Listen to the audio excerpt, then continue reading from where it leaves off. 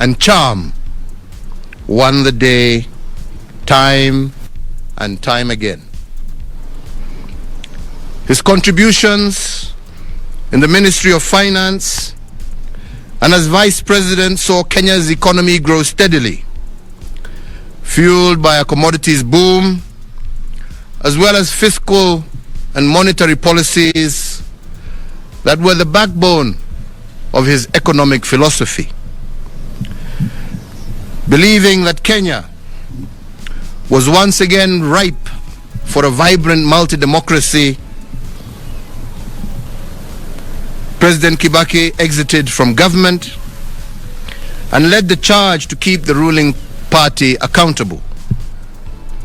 His contributions to the restoration of multi-party democracy as the leader of the official opposition, combined with his track record and impressive credentials, made Mwai Kibaki the natural choice for selection as the opposition consensus candidate against my own candidature in the year 2002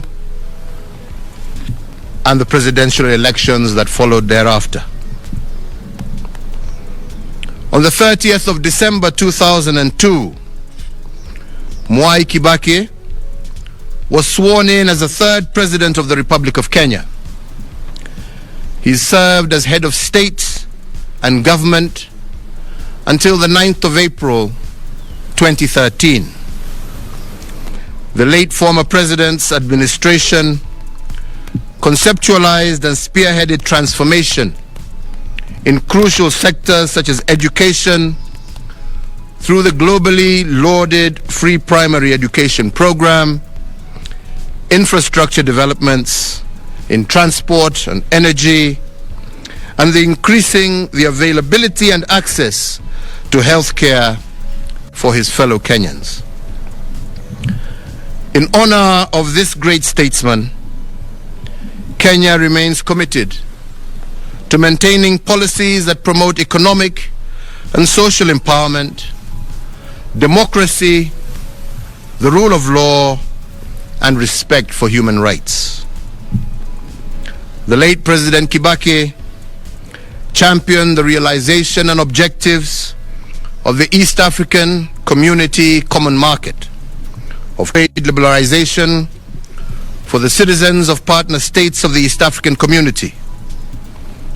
His inclusive spirit and conviction for economic empowerment transcended the territory of Kenya towards cross-border economic stability. The late former president's central role in shepherding Kenya into a new constitutional dispensation, the culmination of a decade-long quest, is a towering legacy that immortalizes President Kibaki. We can take comfort in the inspiring legacy of ideals and examples of devotion to his country, which he bequeathed to us all, more so with our new constitutional dispensation. His dedication and love for our country undoubtedly honors Kenya, East Africa, Africa, and in the world. He leaves behind a more united and prosperous Kenya, as well as a template for servant leadership, which we must continue to nurture and improve for generations to come.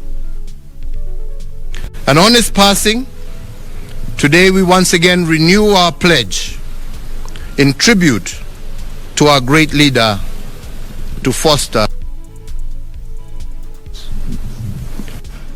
As we mourn the passing of an icon, we can rejoice in the lifelong companionship he enjoyed with his now departed wife, Her Excellency Mama Lucy Kibaki, and his extended family.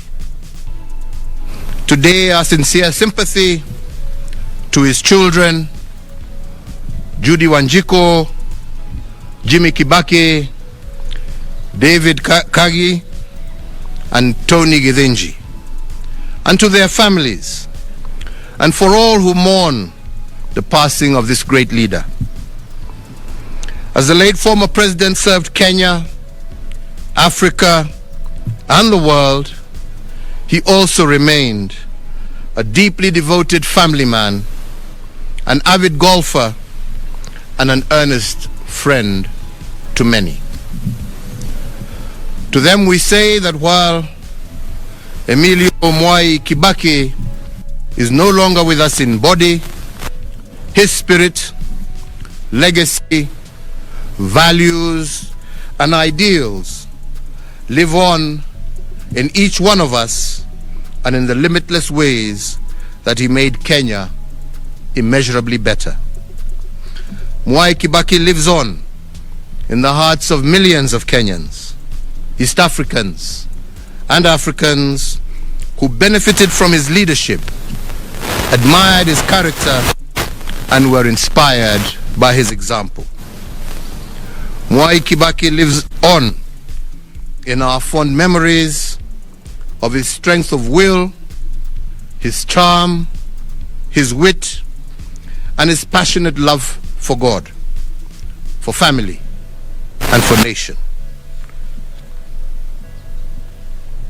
In honor of the life and times of the late former President Emilio Stanley Mwai Kibaki, and on behalf of a grateful nation, I, Uhuru Kenyatta, under the authority vested in me as the President of the Republic of Kenya and the Commander-in-Chief of the Kenya Defense Forces, do hereby order and direct that 1, in testimony of the highest of esteem in which all Kenyans hold the person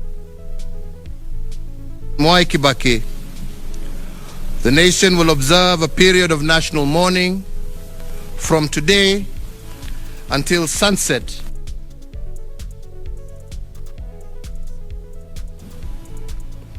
That President Mwai Kibaki shall be accorded a state funeral with full military honors and protocols being rendered and observed. 3, that the flag of the Republic of Kenya shall be flown at half-mast at State House and all Kenyan diplomatic missions, public buildings, public grounds, all military bases, posts, and stations, on all naval vessels of the Republic of Kenya and elsewhere throughout the entire territory of the Republic of Kenya from today until sunset on the day of his internment.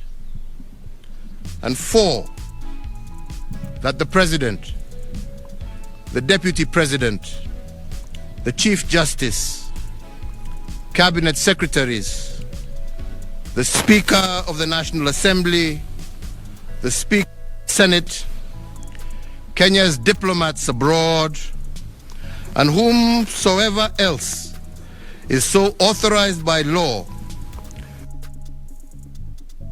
national flag on their official motorcade from today sunset on the day of his internment. May President Kibaki's family be comforted, may his memory be honored, and may his example be emulated. This issued under the hand and seal of the President at State House, Nairobi, on the 22nd day of April, the year of our Lord, 2022.